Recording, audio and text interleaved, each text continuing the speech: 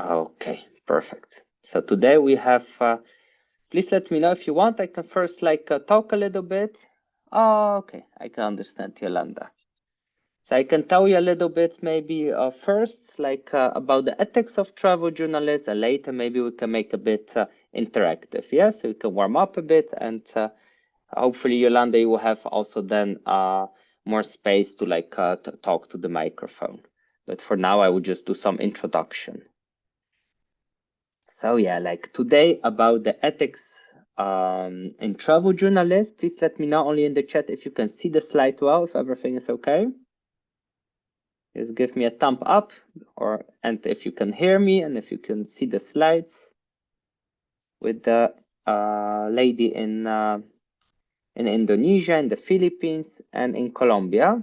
Okay, perfect. It's good to hear. Okay, let me know if anything is like interrupting or not comfortable. Let me know. Okay, I'll just need to move away the chat for now. Okay, please, like if you have questions or something, raise your hand. Like there's options, so then I can see it. So yeah, what is ethics in cultural travel journalists? Actually, it's my favorite topic because it's more like a topic for, I call it like boots on the ground. If you go as a travel journalist abroad, it's like my favorite part of travel journalists. I'm not a big fan of like editing. I mean, I love to write and to also like edit like a video for a couple of hours, but not for many days. And unfortunately, it's like usually the reality. But what I like the most is actually interacting with the local culture and really go out there to capture a story. Call it also like story hunting. But with story hunting, you also need to mind like the ethics, especially now with the whole content creator industry, with YouTubers, travel vloggers, bloggers. A lot of people walk a lot over like the rights of the people. They are usually not very ethical with things, and sometimes, yeah, you can harm someone, right, with like your publication, especially if you document maybe illegal activities, crime, political issues, right, but also vulnerable communities. So it's always important to always know like what kind of influence has like a picture on your subject, right? So that's why we talk today about the ethics of cultural travel journalism. And you can see here a bit like the three pictures. And I'm very curious, like try to think from a travel journalist perspective. You walk there with a camera, and what kind of ethical dilemmas would you have with these pictures here? Like let's start on the left side. This one is actually in Colombia. It's the road to Ciudad Perdida, the lost city in the Tayrona Park. So please let me know in the comment, like what kind of ethical dilemma would you have with this picture? Or maybe not, for example, maybe it's just normal picture. Please let me know. You can also use your microphone if you feel comfortable.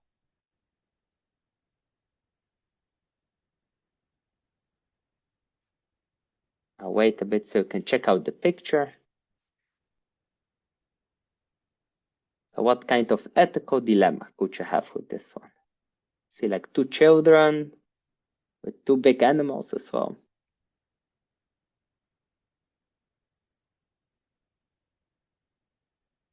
Please let me know like in the comment.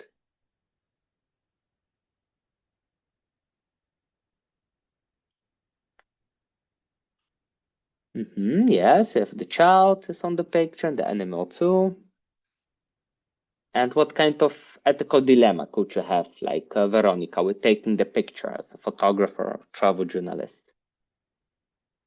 Because when I was taking the picture, I had a little bit like ethical dilemma. I kind of hesitated with clicking the camera, but eventually I clicked on it.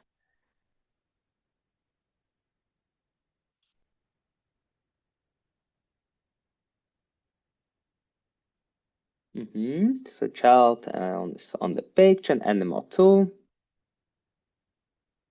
I see memory joined as well. Welcome. We just started. I explained a bit about the ethical dilemmas. So we are now with the first picture. We talk what kind of ethical dilemmas could you have with the first picture. So yeah, I will share a bit what I had. So yeah, I saw two children like with big animals, like walking up the hill. Yeah, I see Yolanda. Under 8 children work what is needed to make a living for the family, but the children are not going to school. Yeah, I love this answer. It's true, yeah. I mean, like, I know, like in the Netherlands, for example, if we see like 2 children, I'm actually not sure which animals it were. I think horses or like donkeys. If we would see 2 children like in around 8, 9 years old walking with 2 big animals on the street, then yeah, we would probably call the police, right? And then we think something is going wrong, right? Because they are just too young. But for the Tairona like community, that's like reality. Like the children start to help their family on a very young age. So as a travel journalist, you maybe have like an ethical dilemma. Like, is it legal? Is it like okay or not? I was just basically walking and taking pictures, and then I spotted them with the big animals. Actually, first the animals I saw, so I wanted to take a picture, and then I saw like the small children next to it. You need to have a permission to take the photo of a child and animals also because it can belong to the national park. Yeah, so this is also like a very interesting question because it really depends of the country, like the local law. In some countries, it could be like that you need to ask permissions, in other not.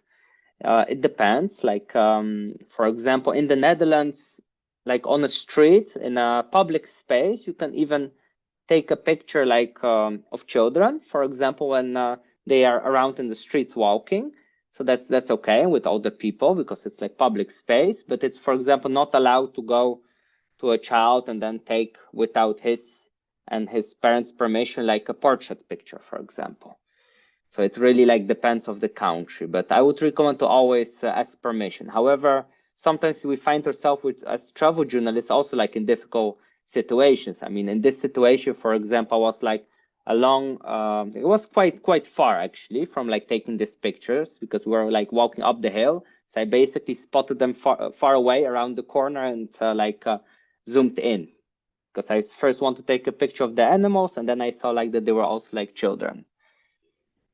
So that's like an example that, yeah, a lot of times, like when we take pictures, it's not always like planned. Sometimes you just need to make a decision in like a couple of seconds.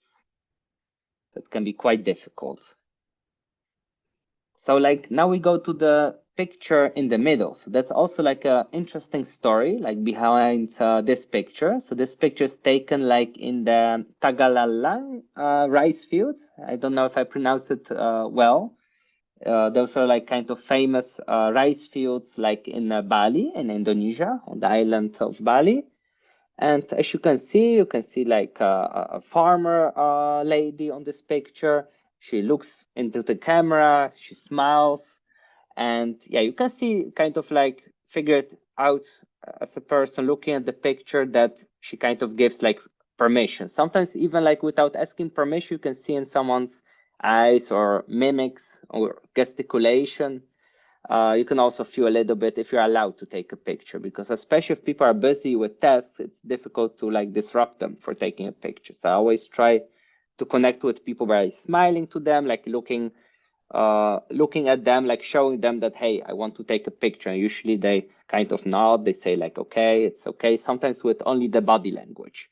So with her, it's actually funny because this picture is like staged, and that's why I put it also here. So basically, there's a lady there in the rice fields, and people pay her money basically to take a picture of her. You can also take a picture with her as well, and even like borrow that thing that she's carrying.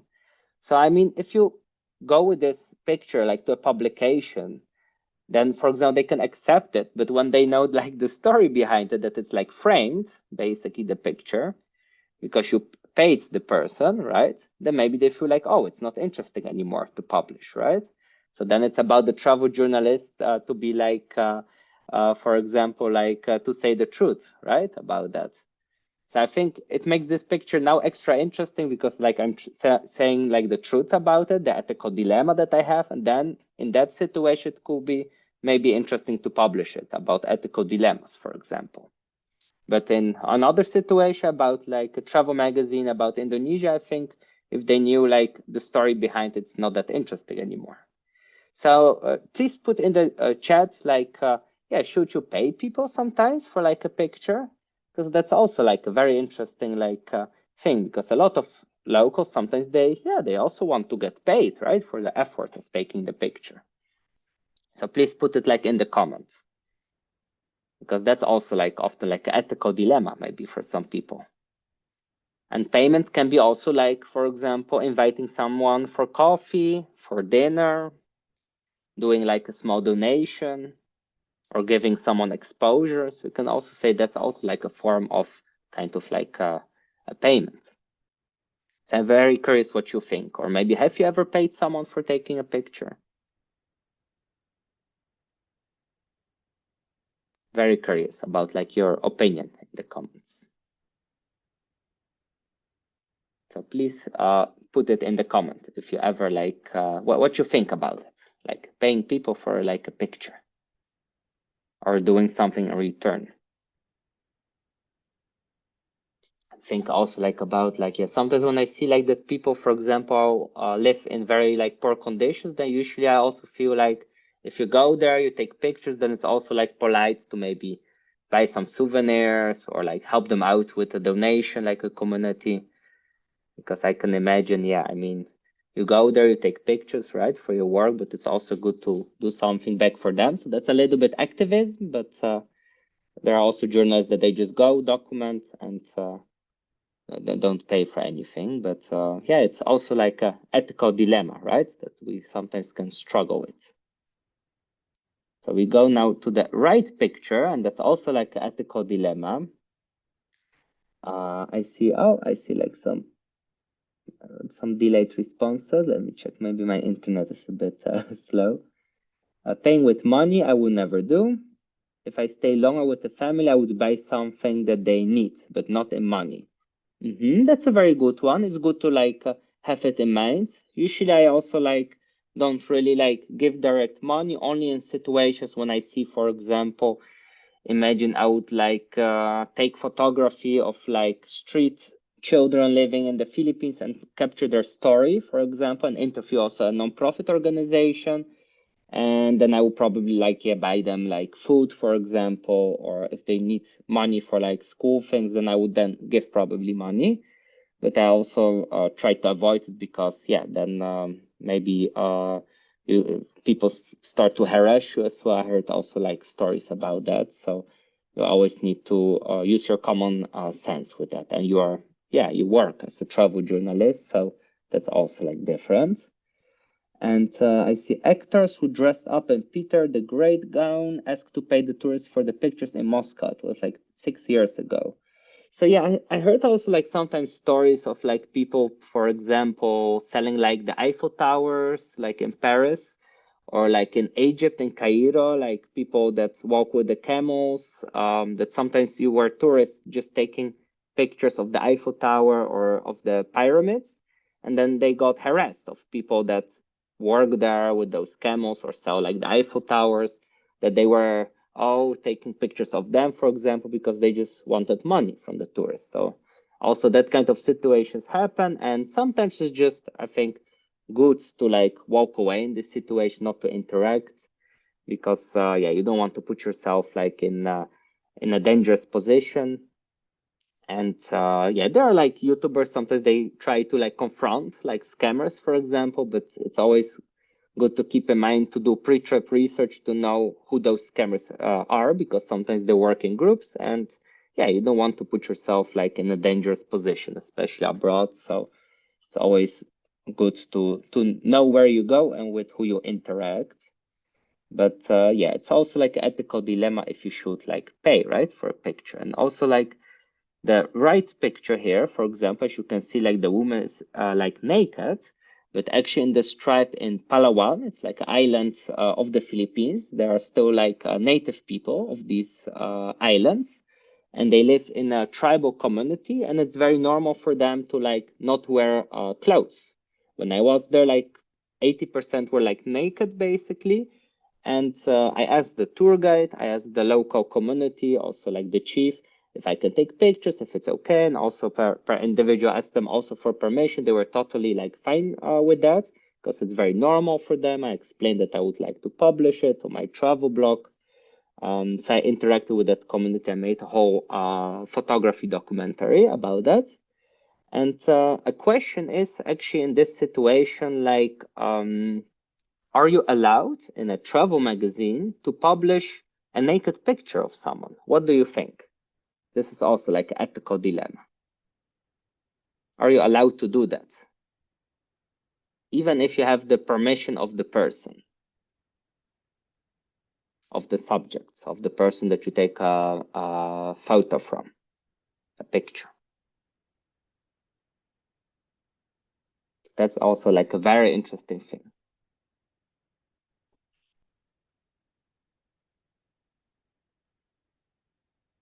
So let me know in the comment, like, can you just publish like a naked picture of someone, like on Instagram, on Facebook, in National Geographic? No, Yolanda maybe knows like Columbus Travel Magazine.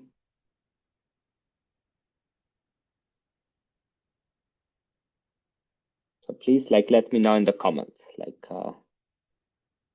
how would you deal with this ethical dilemma?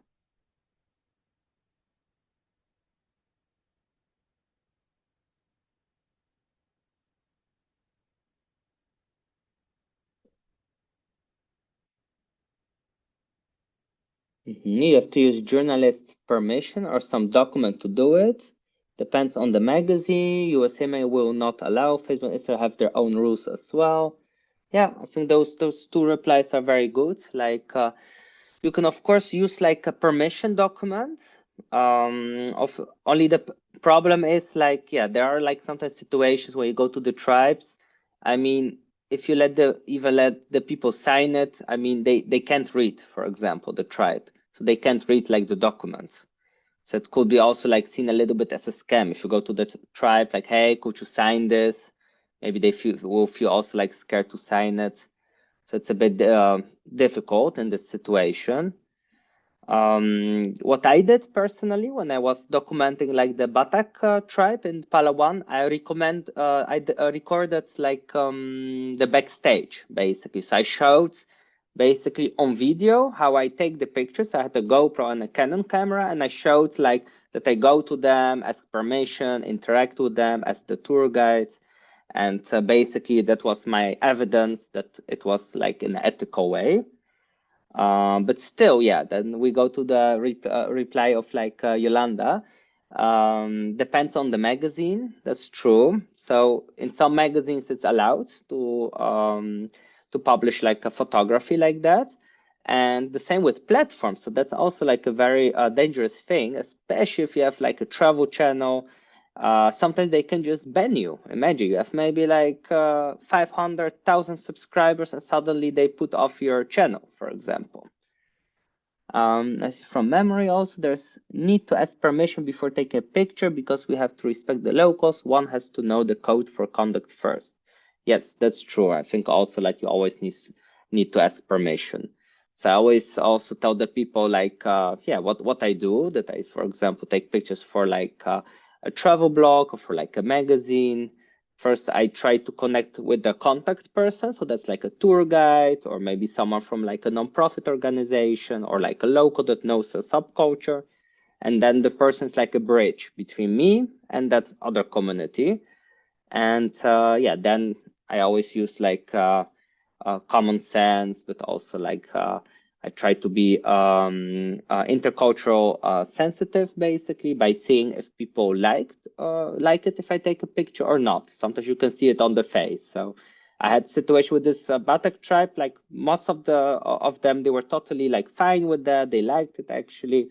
And but there were like some members that I saw they didn't have interest in it. So then I respected them. I said, okay, it's no problem. And then I asked someone else, for example, to take a picture because not everyone likes it, right?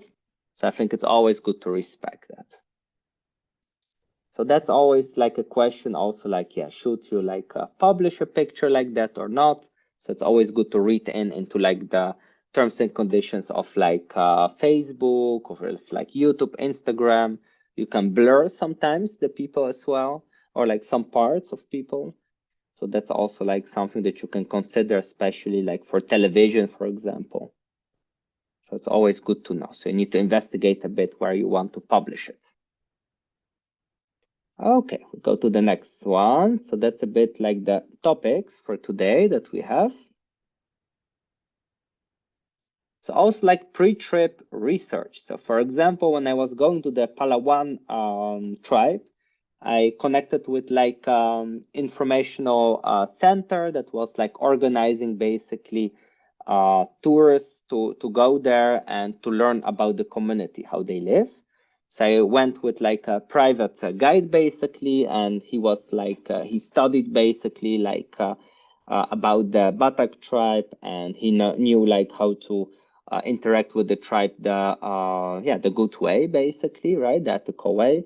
And the community also knew him. So for example, it was also like normal to bring like some gifts, for example, for them, like for example, a bag of rice. That's also like sometimes common in interact with community. So that's like pre-trip research. You just need to know these things before you go. And that means the same also like with taking your vaccines before you travel, travel insurance, right? And you can do a lot of inspiration investigation also through travel magazines, go to a local library, travel blogs, go watch YouTube videos, go graphic maps. You can connect with non-profit organizations and also find like local contacts. And I would say like travel magazines, local like travel blogs, YouTube videos. I use it more for inspiration to know like how I will take the shots. For example, I make like a content calendar or like a script, and then local library, geographic maps, non-profit organizations. That's more for like research to really know like the sources, like that the information is like legit, let's say. So okay, we go to the next one. So interviews with non-profit organization. Yeah, if you want to connect with a non-profit organization, it's always good to find the right decision maker, and I would just recommend to explain basically what you are doing and also like what kind of value do they have. So instead of focusing only on yourself, like, hey, I'm a travel journalist, I do this and that, you can say it a bit short, but focus more on, oh, I would love to make a documentary about your organization, and for example, to document the community here, to give more exposure so people can visit the destination and support the community, for example, with sustainable tourism. So for example, that's like how you can provide value to the organization, and you can contact them usually through LinkedIn, email, WhatsApp, or even call.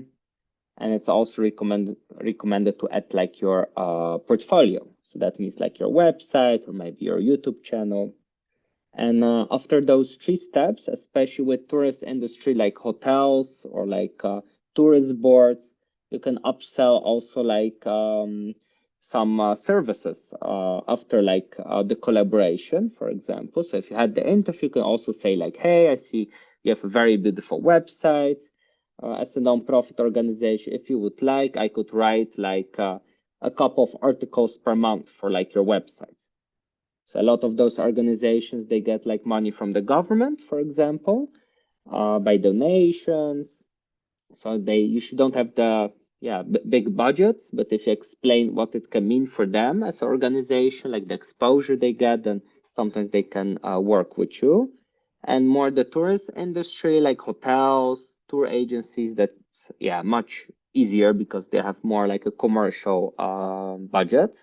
So then it's easier to upsell like your services. Also things like some people do sometimes social media management.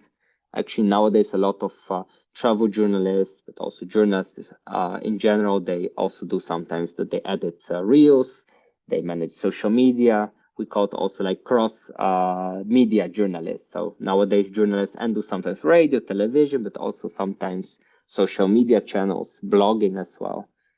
So it's good to know these skills, because especially in the tourist industry, like the commercial industry is usually the most profitable one.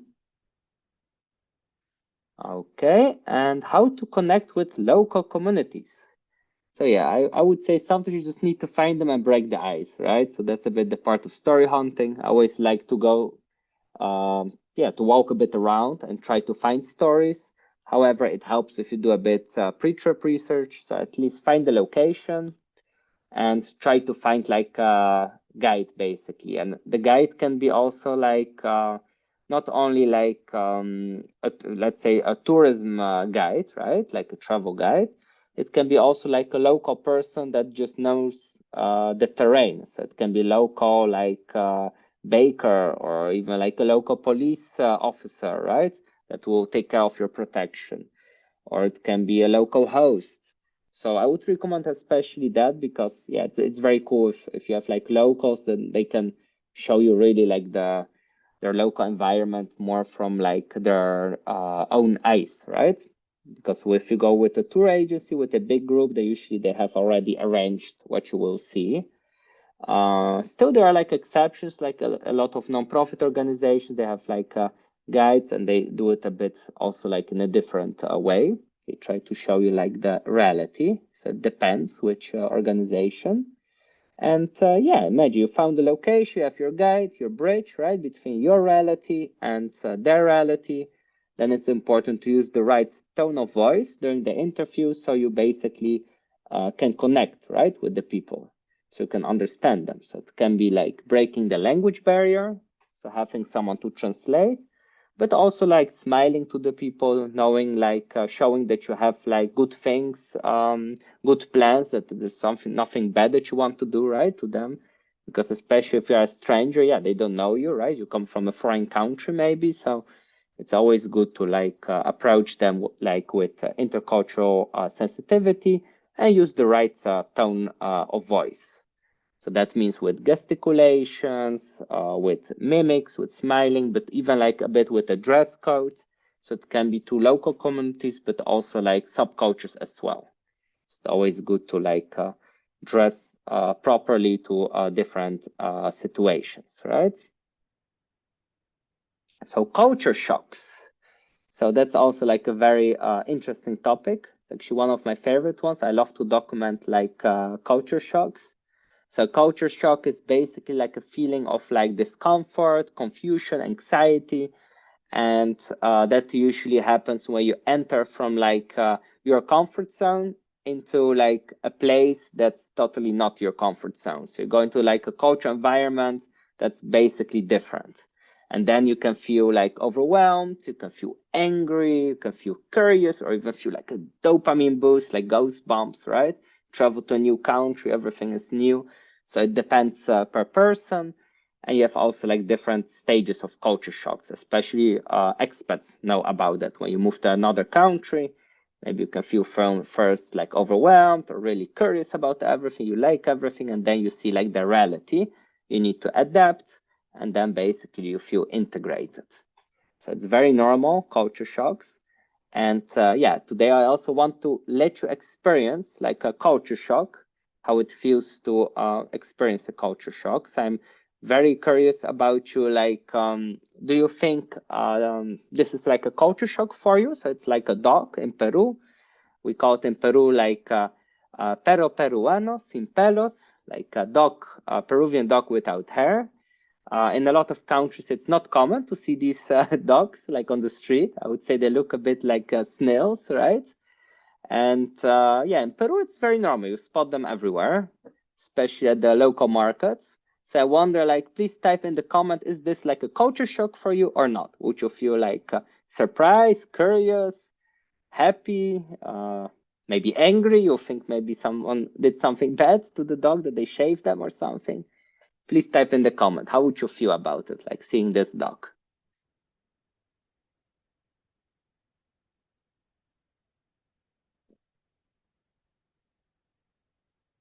So how would you feel about it? You can type in one word: surprised, angry, excited.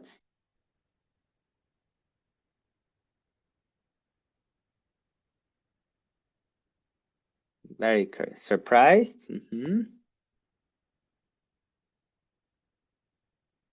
Yolanda, Veronica, how would you feel about that? About the peruano sin pelos?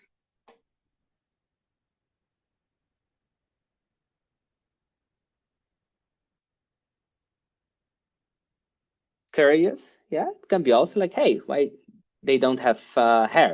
Actually, also to answer your curiosity, like for example, in Peru, a lot of dog owners they put creams on these dogs because they get very fast burned. So I heard like that especially stray dogs without the hair, they have problems with their skin. So that's something maybe quite, yeah, interesting, for example, for writing like an article about it. Wants to eat something. Yeah, this one was very hungry, yeah. Actually, it was like of the owner of a restaurant that I know in Mancora, like a surf town in Peru. So I will show you now like the next picture. It's also like a culture shock, but it's a bit more shocking than this picture because I wanted to let you experience like a culture shock as well. So if you are like, if you love animals, if you find it horrible to see like bad pictures, then please like close your eyes, don't look for a moment. If you feel like, okay, you want to experience a culture shock, then stay a bit longer. So I would just give you like 5 seconds to decide before I go to the other slides. Okay, so it's up to you if you want to experience a culture shock. There we go, 3, 2, 1. Okay, so this is a bit a different picture, this one. So I wonder like what you think about it. Try to write it down in the comment. Like what's your first feeling when you see this picture?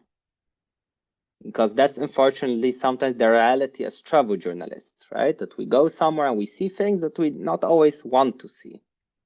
Even if we document like optimistic stories, so we can find like stories that are less nice.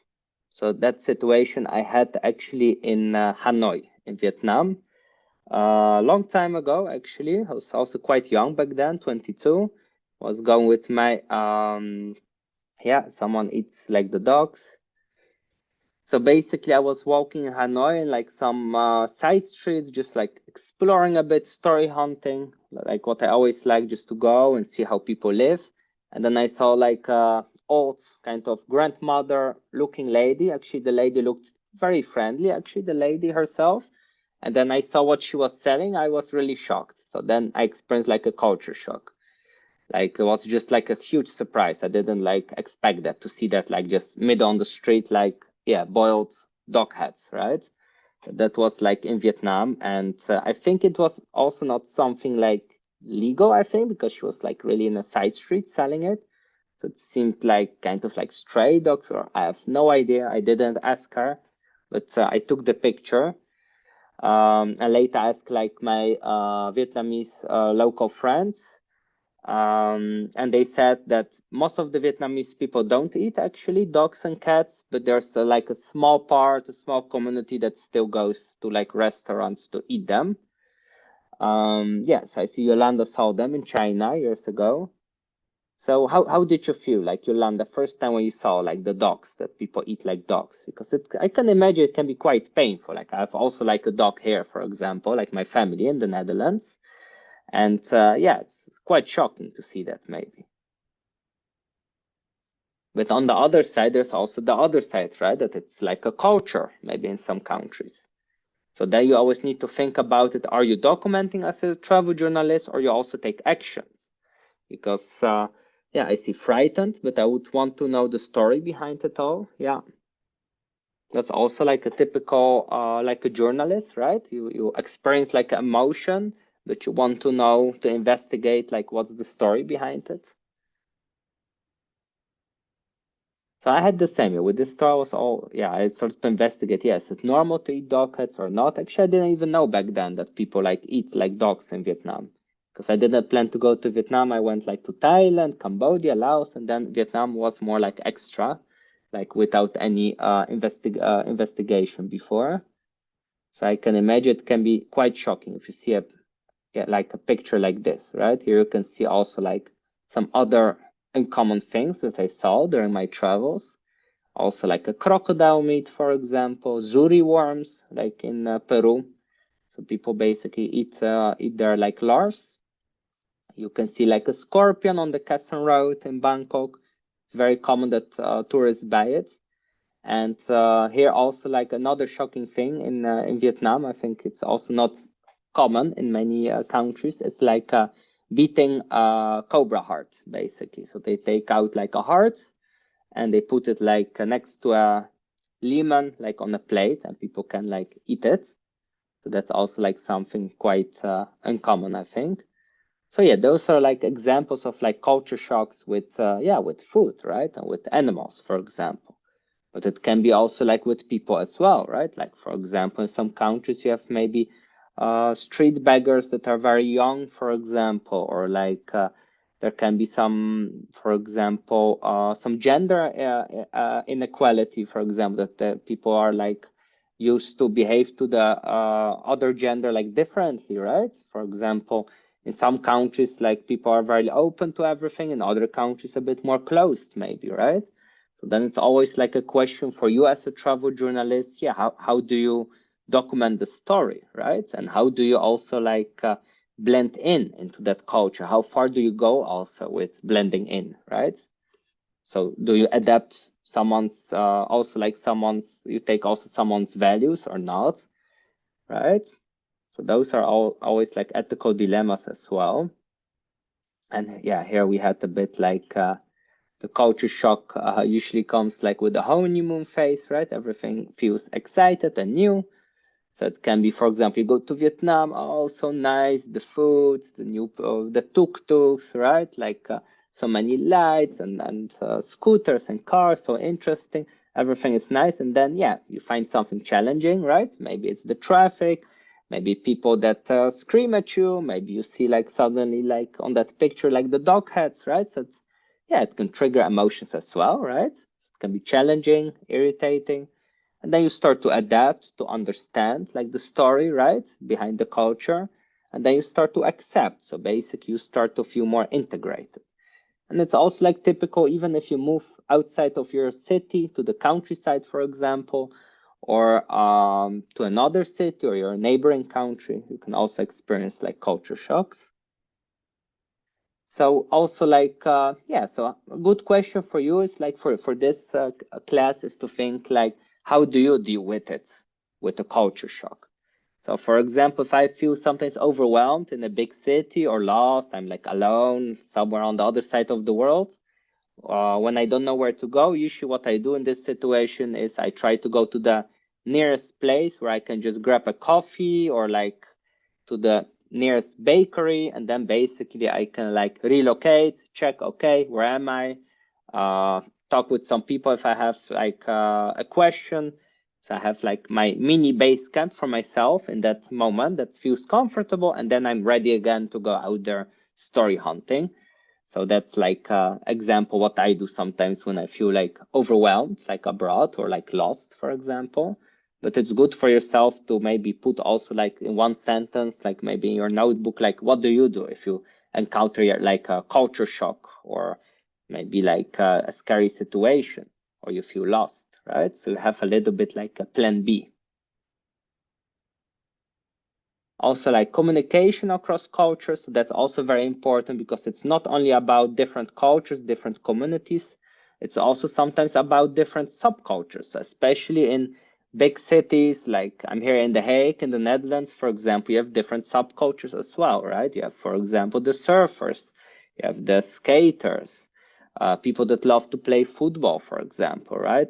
Different music genres, right? So basically you have a lot of different subcultures, and you need to adapt also like communication to it, right? So it can be like dress code, gesticulation, eye contact. With the surfers community, they do that kind of like sign with the hands. So actually this picture was in the Philippines, like in Siargao. It's a paradise island for like surfers. And if you interact with them, it will be weird if you go as a travel journalist in a suit, right? If they all walk like barefoot, like, like without the t-shirt, with like their board, just fresh from the water, with a pokeball. It will be weird if you come over to an interview to one of these local cafes in a suit, right? As a travel journalist, on very like fancy clothes. So that's why dress code is also important to feel a little bit more that you adapt with the subject, right? Gesticulation as well. If you feel like, oh, the vibe is a bit more relaxed with the surfers, for example, do you also try not to stand stiff, but try to relax more? Eye contact, so that's especially an important thing in the Netherlands. We are very, like, I would say, direct with the eyesight. We look into the eyes. In some other countries as well, I think in Spain as well, Portugal, other countries like Thailand, Laos, I think China as well. China, I'm not sure. I haven't been there in China yet, but I know in Laos, in Thailand, people like don't look you in the eyes, and they also speak a bit indirect. So they are not direct with speaking, but they walk a little bit around. Volume. In the Netherlands, we go into a store, we say, "Hey, goedemorgen." So we are quite loud. In some other countries like Thailand, they are a bit more softer with speaking, like Savadi Kap. They do like a bow, for example, the same in Japan. Gender roles, it can be maybe also like a big difference if you go, for example, to Morocco or like to some other like Arabic like countries. You can maybe see that the gender roles are different. But it's also the same like when you go for example, from England, Netherlands, or US, for example, to Latin America, you can experience more like a macho culture, for example, that you see more like roles between like women and between men. However, lately also like it's changing a lot, like in big cities. So you can also experience the difference in the countryside in the big city. And as a travel journalist, you need also like yeah, to deal with it, right? Like to understand how does it work, right? And is it also safe for you as a woman to travel, right? And even as a man as well, you need to be careful sometimes, right? When you go to some places. So space, do you stand close to someone or far away? That's also important. Like, yeah, in some countries, it's normal that you greet someone with like a kiss on a cheek. Yeah, I experienced one time like a culture shock when a French guy like he went to me and he gave me like a kiss on the cheek. I was like surprised. I didn't know what to tell. I was like, what is he doing? Like because in my culture, like in Poland, Netherlands, it's like not normal. But yeah, in some cultures, it's like normal to greet each other like that, or for example, touching each other's nose. So it depends, right? So it's always good to know that before you go to a foreign country, so you can, yeah, avoid as many culture shocks as possible, or you just go without pre-trip research and then you experience like the emotional roller coaster. So that's also possible. So then we have hierarchy. So that's at work, for example. If you do, let's say you go to Japan, to Tokyo, and you interview like one of the businessmen of Tokyo in the Shibuya district, for example, that's very common for like the burnouts. Like there are many like white collar men that work like not from 9 to 5, but I think from 9 to 9, and many burnouts. And yeah, imagine you interview one of them. It's very normal that when you interview them in a corporate setting, that you need to be more polite when yeah, when you interview them like in the organization, because there's a big hierarchy. So you also don't want to make fun of them as a travel journalist. You just need to understand that in that situation, yes, you put then a suit on, you are very polite, you're a bit more stiff, and it's a different setting, right, than going and interviewing the surfers. You have also like, yeah, in some organizations, it's also normal.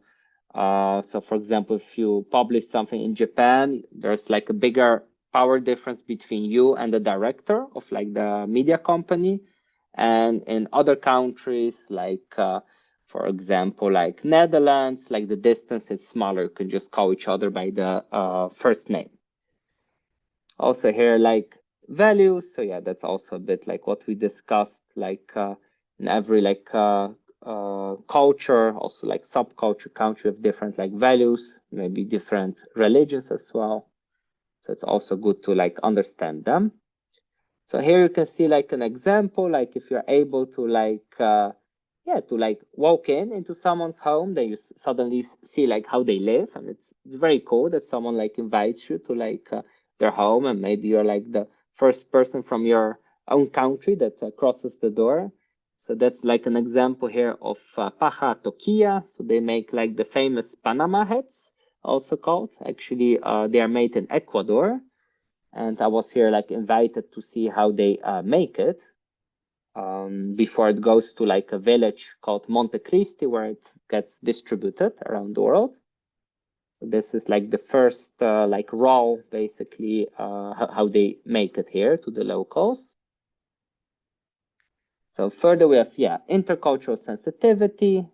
So I think when you go story hunting, reporting, documenting, then it's important to understand that, right? And to respect the cultural differences, try to avoid the misunderstandings, right? Build trust, and respect different worldviews. And I can imagine sometimes in some situations it can be also like difficult, right? Maybe because of the cultural difference. So ethical dilemmas. So for example, what you can experience is like extreme culture shocks, right? Like with the dog heads. So that's a good example of a culture shock where you want to have like a bad picture in your mind. It can be exotic foods, right? That's what do you do? Like you go to like a local community in Iquitos in the Amazon jungle and they offer you zuri worms for like dessert. I mean, I always try to be polite and to eat what I get on the plate, but yeah, in some situations I will also like probably like say no, thank you, but I can't eat that, or it's not common in my culture. It's also important to understand like your borders as well, right? Taking pictures of children, do you need to ask permission? Yes or not? Depends of the country, but I would always recommend to ask as much as possible permissions and from the tour guide and from the parents and from the children when you take like pictures abroad, because sometimes we don't have enough time to read like the whole law book. So it's always good to ask the local people first about the local law. And sometimes in some territories, the local people know the best, right? Like what's legal to do or what's normal to do and what not. Photography of vulnerable communities and individuals. So that's also a good example. Like you can maybe make a documentary about homeless people or people that are mentally unstable, for example. So it's always good as well to mind the ethics as well in these situations and to understand that some communities can be very vulnerable. And the question is like, what do you do with your photography, right? Can it harm them? Yes or not? So it's always good to ask this question. And how far do you blend in, right? That's also like very important to know. Like, imagine you get invited to like a local mosque, for example. Should you also pray with the people? Imagine you see 50 people praying, then you join them and pray, or you just like stand, or how do you do that? So it depends also of yourself, how far you want to go. Or do you eat that zuri worm on the plate or not, for example? So those are like the ethical dilemmas. So you can see this, like, for example, picture in Cambodia, close to the Angkor Wat. Like, how far do you go in with blending in, right? Especially maybe for some travel journalists that are like religious, can maybe difficult to kind of like go to like to a temple or maybe a mosque or maybe a specific church, for example. I can imagine, it depends per person, or maybe some rituals that you think like, oh, those are weird. I don't respect that, or I don't want to be taking part with it, right? So it's always good to understand also like your own borders. That's also like ethical dilemmas.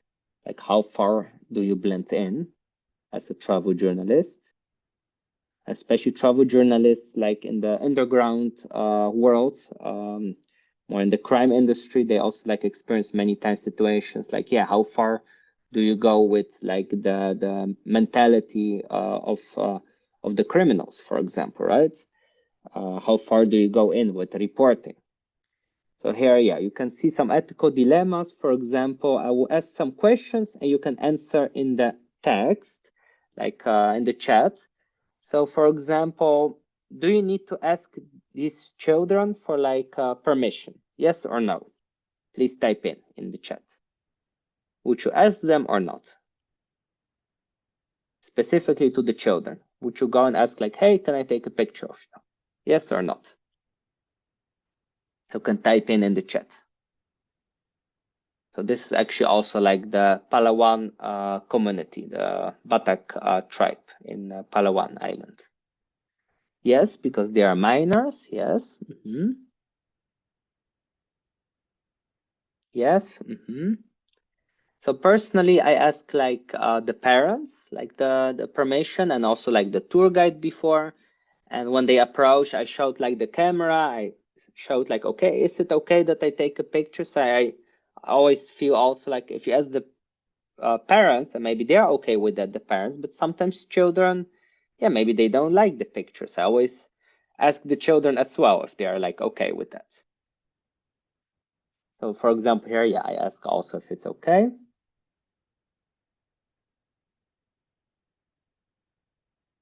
Yes, of course, you need to like give get permission of the parents. That's true.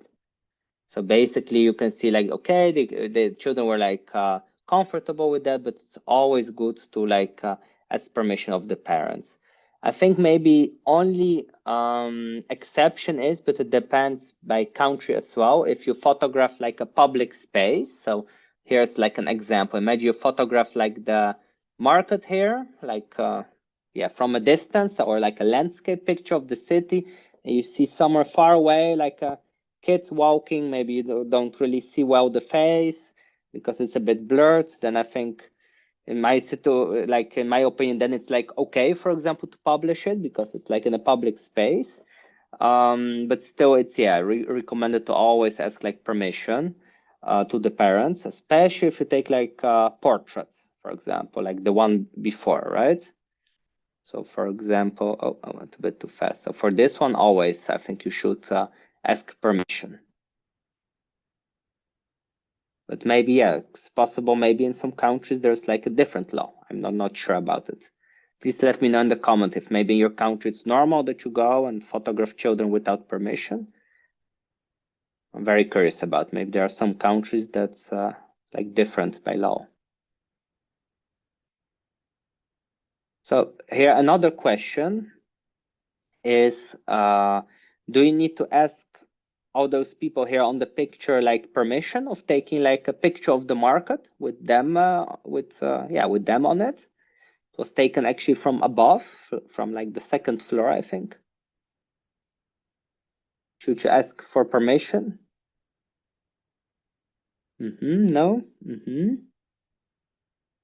Yeah, that's also like an ethical dilemma a bit, huh? Because you can say no, I don't think so. Actually, I also didn't ask them permission because it's like from upstairs, and yeah, otherwise I will need to go all the way down, approach other people, say, hey, I took a picture, is it okay? And it was like a public space. I didn't ask permission in this situation. However, there's one exception if you like take pictures in closed rooms, for example. So it can be like some specific closed events, like a church, for example, you go inside a church or inside a meeting, or sometimes even in the shopping mall. I think it's not really allowed actually to take pictures because it's like private property. However, that's a bit like in between, like I would say. So yeah, in this situation, like it was okay because it was like a public space. But of course, you need to always check with the local law as well. And yeah, sometimes, of course, as a travel agent, when you travel and you don't have time, then you need to make the decision very fast in a couple of seconds. Here, another picture that's also like an interesting question. Do you need to ask the permission to the vendor if you can take a picture?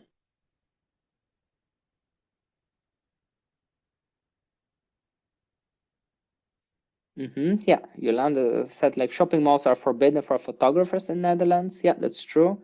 Actually, in Poland as well, many countries.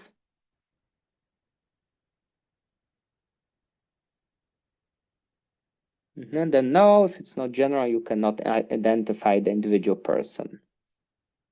Yeah, especially in public places and most of the countries, I think it's okay to take a picture, like by law then. But yeah, imagine there's like some protest, a political protest, and you go there filming or taking pictures. You never know how people will react, right? There are many cases of people going a bit to neighborhoods, for example, with a lot of people that are like addicted or homeless. And imagine you take a picture of like the whole space, for example, even if you want to photograph like a building, even like the Eiffel Tower, still you never know. Maybe some people can get angry because they feel like you take a picture of them. So it can happen everywhere, right? So then it's always like the question, how do you de-escalate like the conflict? I always try to say, oh, sorry, like it was not my purpose to make you upset. I do this work, then I show like my work that I do. But yeah, sometimes there can be also confused people. So people that are addicted or under influence of substances. So then you should then recommend just to walk away, like apologize, walk away, and try to avoid the conflict. But now a good question is, can you take a picture of an item on a local market? Let's say on an open market on the streets. Please type in yes or no. So for example, here's a picture of the photos, like from like alpaca, I think, or llama. So that was actually, I think, in Peru or Bolivia. It was also called the witches market because they did different rituals there. And in Bolivia, they use it those kind of rituals when they built a new house. So they put that kind of photos like inside the construction of the house, and it's for like the blessing. So that can be also like a big culture shock because in my country we don't do that, but in some other countries, yes, like in Bolivia, for example. So please type in, like, should you ask here the local vendor? Like, yes, you need to ask permission to take a picture of this, or no, or you can just shoot a picture because it's not a person, it's like an item, or like, yeah, in this situation, like an animal, or remains of an animal. So type in like, yes, permission, or no. I see Veronica, no. And Yolanda, in memory. Ask for permission since it is cultural.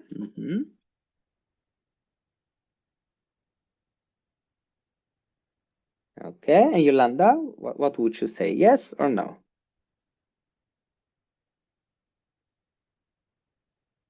If rituals are involved and permission is needed, that's very interesting. Everyone has like a bit of different answer.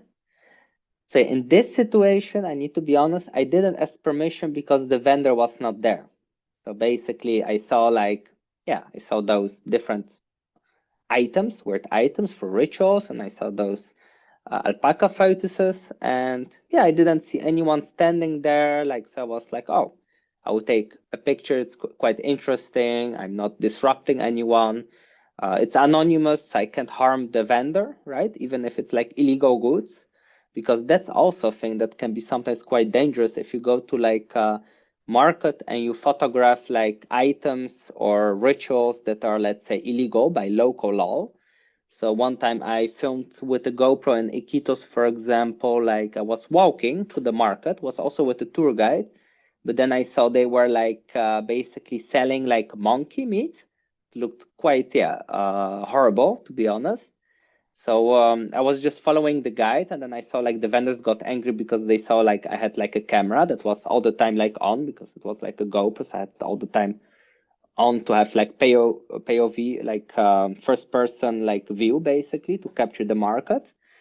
But yeah, of course, like if you see like if people they don't want that you film, then of course you always need to take out the camera because especially with filming it's a bit more difficult because sometimes yeah you take a video of you walking right through the street, so you can't ask everyone for permission the local market because yeah it's not possible to make like a documentary like that. But with taking pictures, yeah, of course, like always, like if you go to a local vendor and yeah, if you take a picture of him, for example, like next to those to that yeah monkey meat or like turtle shells that I also saw that were like illegal, or jaguar like skins. then basically it's important to like first ask permission. Also understand like the situation that it's about illegal activity, so there can be like a crime group, so they can hurt you basically. And third one is also you can hurt the vendor as well. Maybe in this region it's normal to sell that, or maybe you don't know about it, right? That it's like illegal, and maybe someone can lose their business, right? That influences his family life. So it's always like good to understand what kind of influence your picture can have. And even if you take pictures of items and the vendor is there, right? I would recommend to always ask like permission, because it's his items. So I mean, like I think you also will not like it if you put like your camera gear, your laptop, your phone on the table in a restaurant, and someone comes to the table and starts to take pictures, right? So I can imagine it's not like a nice feeling if someone takes pictures of your property. So so I think it's always good to ask permission. And only like situations if you feel like, hey, you are filming with a GoPro, we're just walking by, or if you see that the vendor is not there and you can't harm the business because no one sees where the business is, right? You don't photograph like the name of the business or like the street. So I think then it's in my eyes like okay to take a picture because you can't harm anyone. But still, you never know. Maybe there's like some crime group nearby, or like an angry vendor. So you always need to be aware of the surrounding. Okay, next picture. So imagine pictures in action. So let's say you see someone surfing like a huge wave. You can see the wave is going like into a tube, the surfer is going on the wave. Yeah, of course you can't ask him permission, right? Because he's like far away into like action. And you are there with your big camera zoom, right, on the beach. Of course you don't ask them permission, right? Later, if he finishes and you can still find the right person, because I mean, in the water, people can disappear fast, go to the side, go outside, or dive under the wave. It's difficult to approach the person, right? It's the same like when you go from a train and maybe you take pictures of local people working on the rice fields, or if someone is doing some like sports or like some work, right? Yeah, sure, Yolanda, no worries. I'll also like record later, like the session. Oh, I think it's recording now, so that's okay. Have a good night. Bye bye, Yolanda. We will stay for like still like 15 minutes. We are almost finishing. As soon we just I think finish those 3 slides, and then we are done. So last question is about this train, for example. Would you ask the man permission to take a picture of him or not? Where you are also like sticking out your head from the window. So please let me know in the comment. Would you ask like permission or not?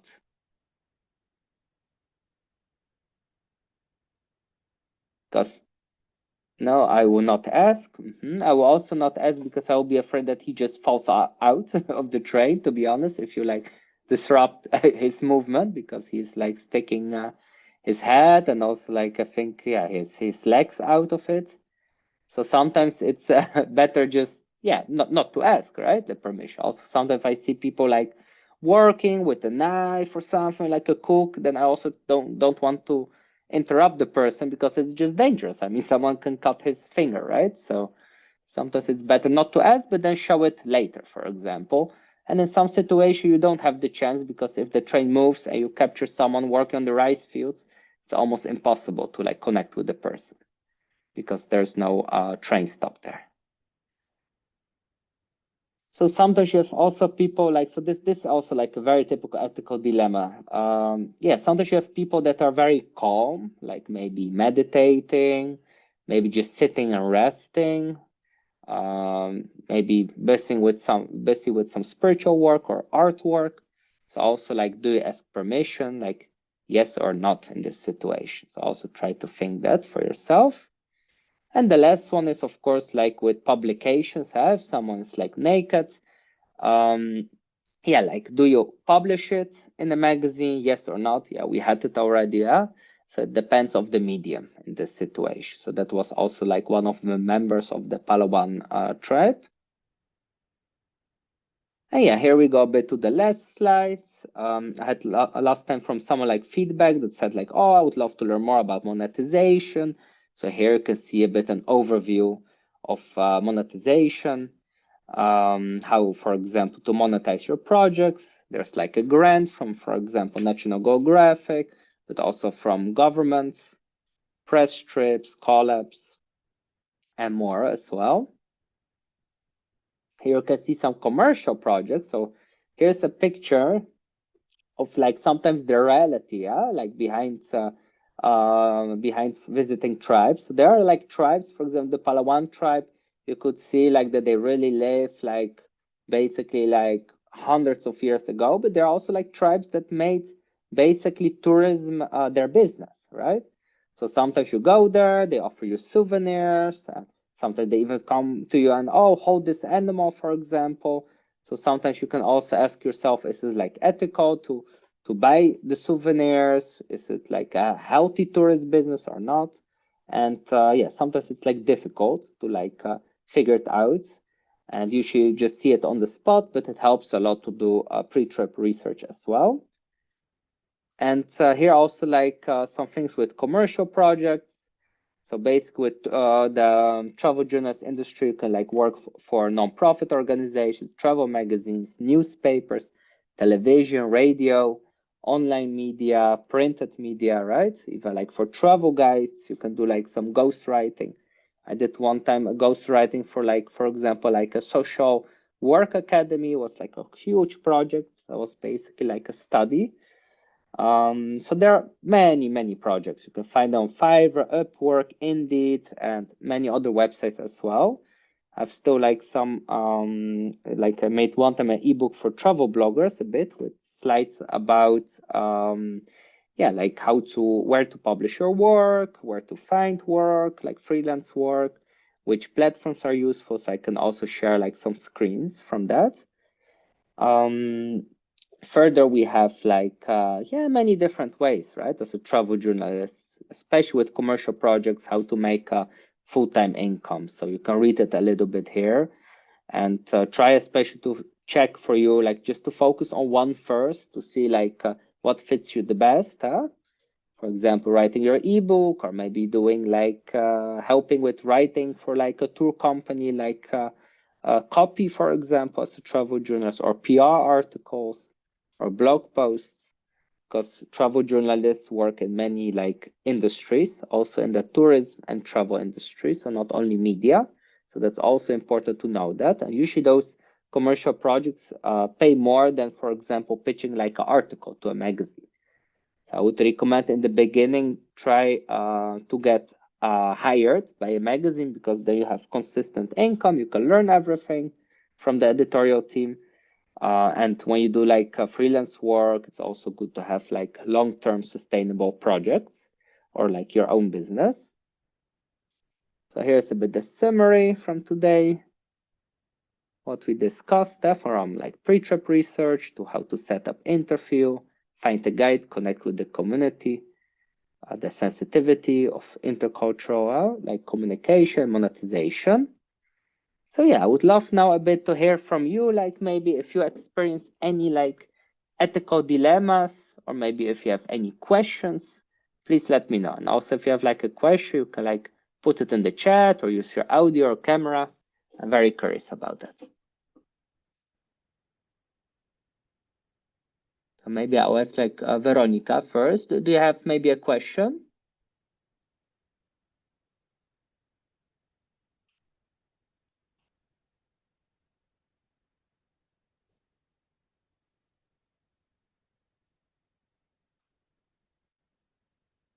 Like a question or something that you're not sure about it with ethical travel journalism, or in general about travel journalism?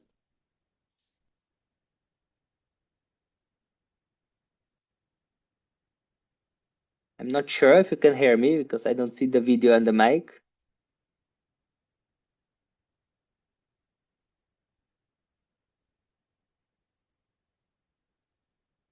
And Memory, do you maybe have like a question? Oh yeah, see, Veronica doesn't have a question. Thank you for your efforts. Yes, of course, you're welcome. Okay, so no question. Memory, let me know if you have a question. I will for now stop the recording.